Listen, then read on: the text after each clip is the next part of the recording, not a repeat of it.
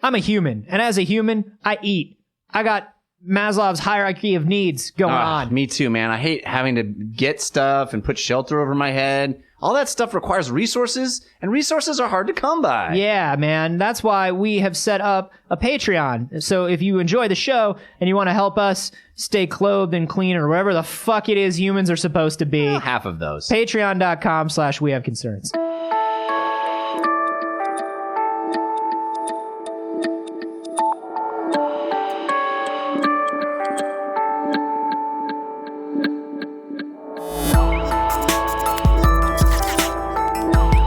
You want to do commercials, but you could do a lot of commercials because your type is very marketable right now. I'm kind of not. All I want to do is fucking sell people on shit they don't need. There you go. If I could sell people on shit they don't need all day, every day, by the way, patreon.com/wehaveconcerns, I would fucking do it, dog. Well, hey, I live the dream, baby. All I want to do is hold a Sprite can in my hand and wink at you like I mean it.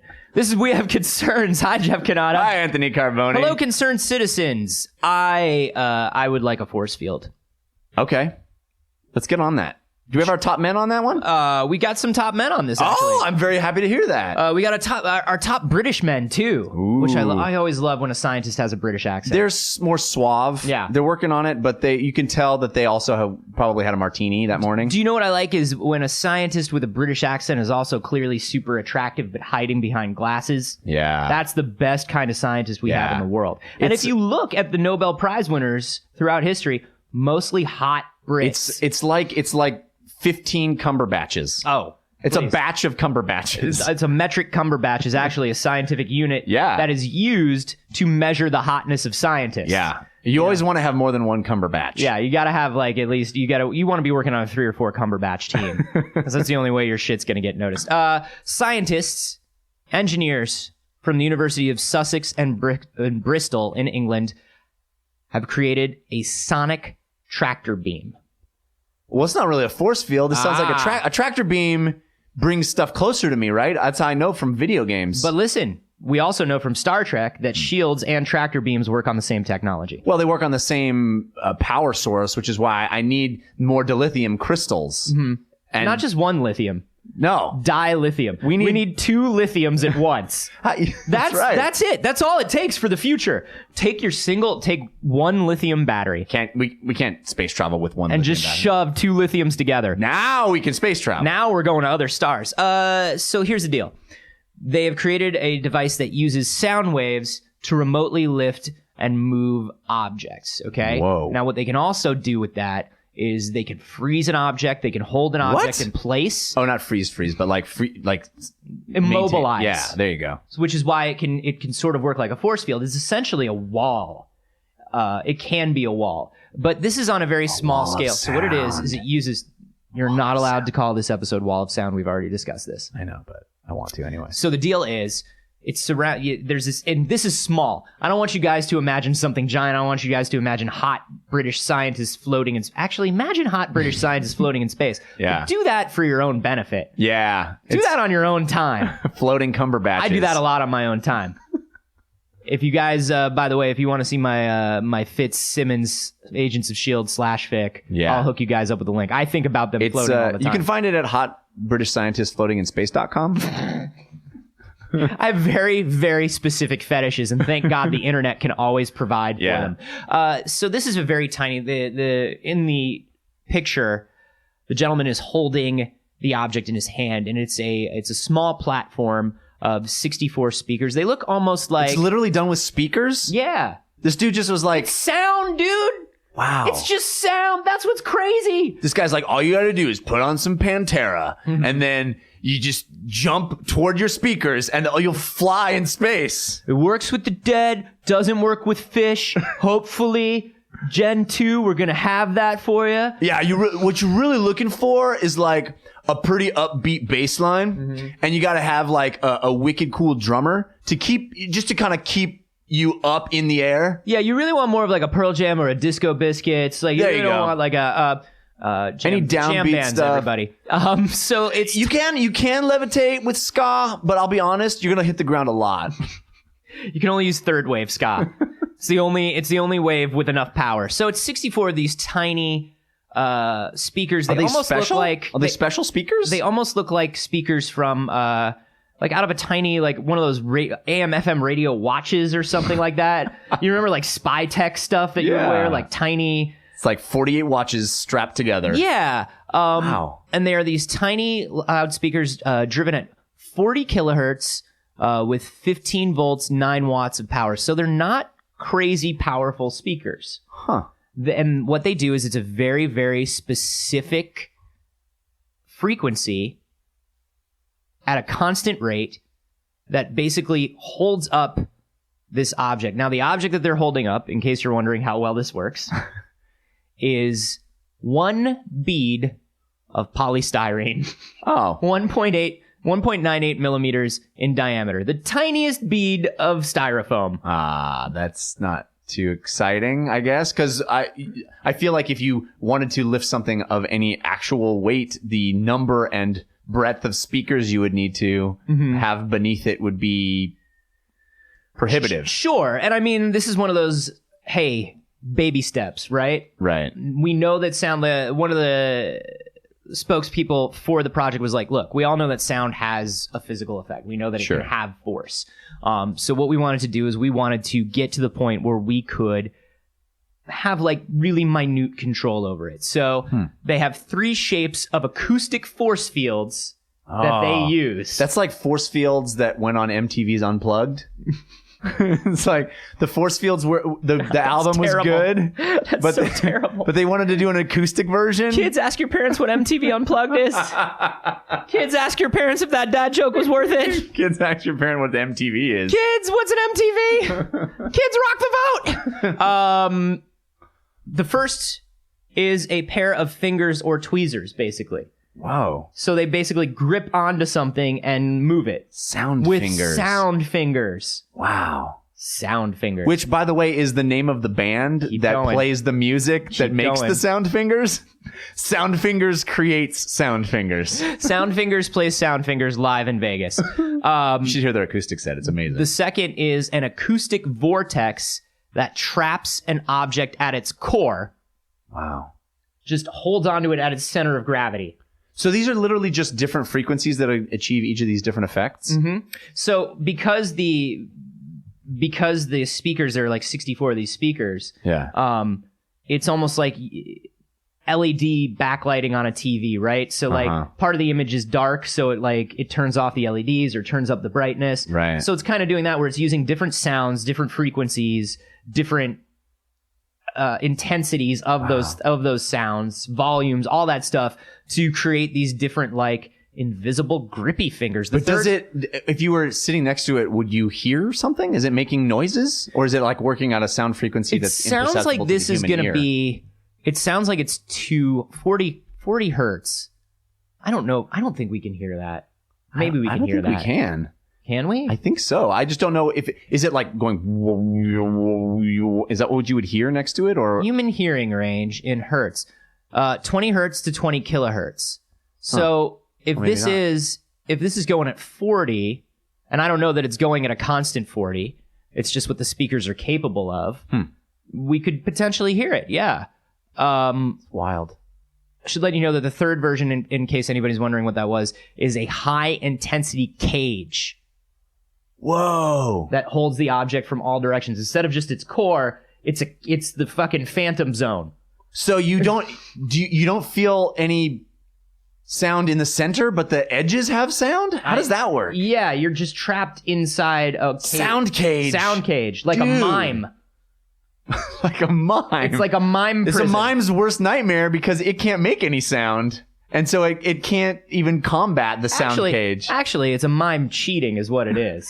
If you really think about it, it's like, oh, I'm trapped in a box. That looks really real. It really looks like he's coming up against the edge of a box. No, he really is. He spent many years of his life developing that sound cage. Seems like, number one, he's cheating. And number two, he would be better serving the scientific community than the miming community. No, he just had dreams of being the world's greatest mime. But no physical coordination? Is that the deal? Yeah, exactly. Huh. You should see his rope work. It's actually rope, but he invented invisible rope. Once again, I have to say... Yeah. He should be filing patents on some of this stuff. No, it's really more for the miming effect. Mm-hmm. Is what he wants. It's all for the love of the mime. Yeah. All for the love of the mime. That's going to be the name of my biography. All for the love of the mind. So the team is working on variants of this technology. Number one, obviously, they want a larger beam, right? We want more than one bead of polystyrene. So they want one that's going to levitate a soccer ball from 30 feet away. Yeah, that'll freak out the 6-year-olds. Just kick the ball! I can't! It's floating 3 feet in the air! Kick the ball, Braden! Why is it so loud here? It's not loud, Braden. You just suck. Come on, Braden. I raised you better. I can't get out of this sound cage! Braden. They're all named Braden. Yeah, they're all named Braden. Don't make your kids play soccer. Not in America. Don't do that to them. I played soccer. Yeah? Did you not? You seem like a kid who played soccer. I was actually pretty good. Yeah? I was an all-star soccer player. I was a left fullback. I was a defensive player. That's good. I'm super good at Sega Soccer Slam. Oh, well, there you go. It's basically the same thing. I like to play as the team with the luchador that kicks things on fire. That's a good soccer. Yeah, it is a good soccer. The other thing they want to do, and this is the one that I am super, super into, they want to make an incredibly small version for manipulating particles inside the human body to aid with microsurgery. Whoa. Just sound waves operating on you. Basically Magneto. Wow, yeah. Sound-neato. Yeah. You know what I mean? Like you could get in there and just like tiny little, there's a tiny little blockage in the heart. What do we have to do?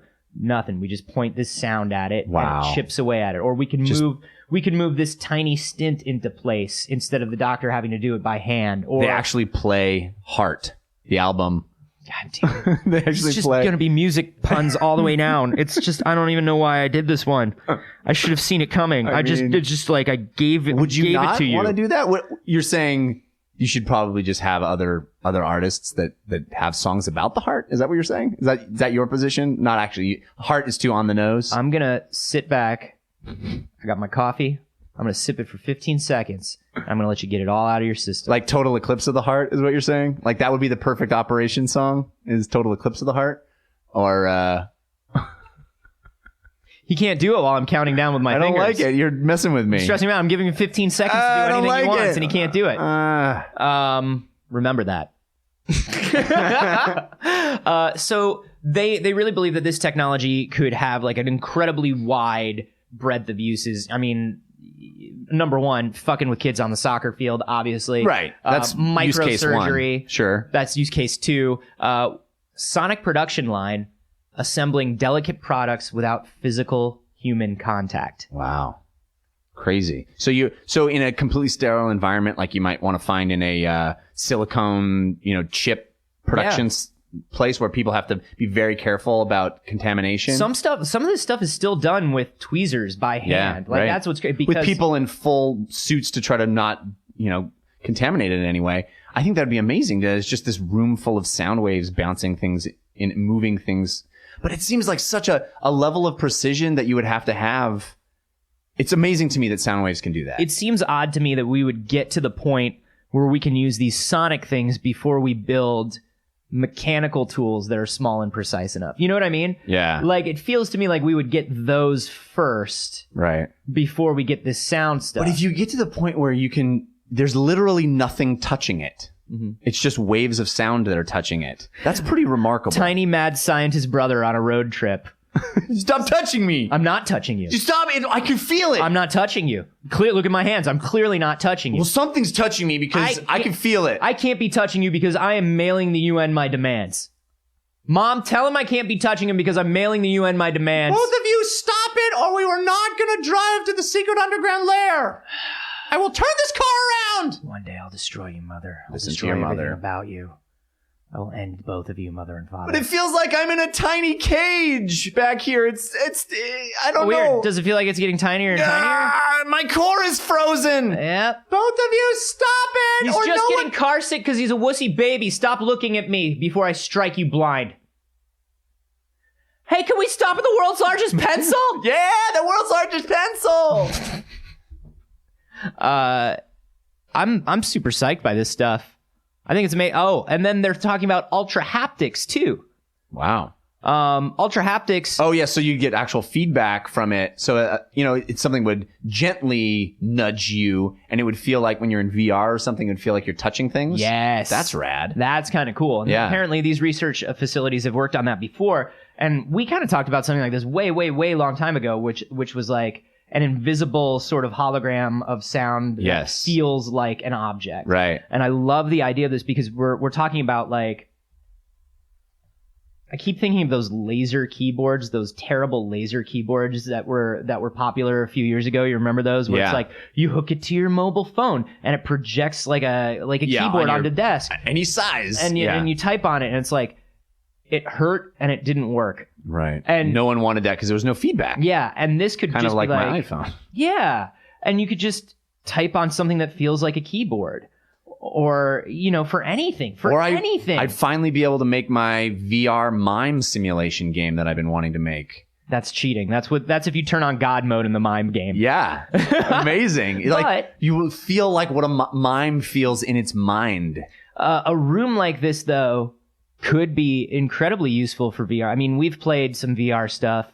And it's sort of getting there. Right. Like it's sort of like we played the Vive where you actually have the ability to use your hands a bit in VR. Well, you're actually holding a physical object in that case. Yeah. Imagine like a room where you walk in and it's empty except for this sound field. I mean, it's holodeck, right? It is holodeck, yeah. That's what you're doing. You're wearing a VR headset. It's in a 3D space. It shows you a desk and you can feel the desk. Crazy. That's holodeck. That'd be rad. That would be so good. But in that case, are you literally walking into a room that's just speakers on every surface? Maybe. I don't know. 4 walls of speaker. Yeah. That's pretty wild. I told you couldn't say wall of sound, and you've just been trying to avoid it for 15 minutes. It's not easy. I did compensate with other things. Yes, you did. But I think there's so many different ways that this could be used. Obviously, the first thing we're going to see is a destructive military use. But obviously. Yeah. But I can't wait for it to trickle down after it's done killing and immobilizing our enemies. That's going to be really amazing. It really is going to be good when we're finally able to have that holodeck after we've conquered. It goes military, medical, industrial, porn, household. Yeah. It's called trickle-down science. That's what it's called. Yeah. Look it up.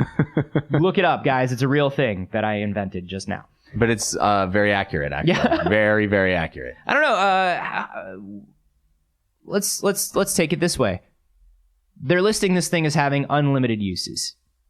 Name a use, you guys, that we have not thought of. Yeah, I think that there are unlimited uses. If you can literally create a tapestry of feeling and also manipulate objects, it does feel like a superpower. It does feel like Magneto. It feels like there really is. It's the superhero that's too powerful that you kind of have to write out in Act 1. You have to figure out a way why he doesn't just solve all the problems. Like, we're really sorry we did the iron in the blood thing. We shouldn't have done the iron in the blood thing. Because you could have just instantly won every fight. Yeah. What is a use that we have not mentioned that you would love to use this technology for?